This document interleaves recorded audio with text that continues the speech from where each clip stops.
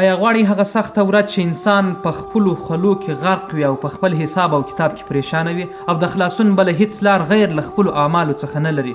که ښه اعمال ډېر وه نو خو خلاصون به پیدا کړي، او که بد اعمال ډېر وه دا انسان به په حساب او کتاب پورې حیران او پښیمانه وي. پیغمبر علیه السلام وایي که چیرې تاسې په دنیا کې د یو مسلمان پر عیب باندې پرده واچول، د هغه عیب مور پټ کړي او بغل ته مو کوي، په هغه سخته ورځ د قیامت په ورځ به ستا عیب زه در وساتم. څونه ساده نسخه، او موږ نن په څه باندې اخته یو، یو د بل د عیبونو په راسپړولو باندې اخته یو، او یو د بل په یو ډېر چې دی څنګه په دنیا کې ذلیل او ټیټ راسي موږ پر دې باندې خوند او لذت اخلو.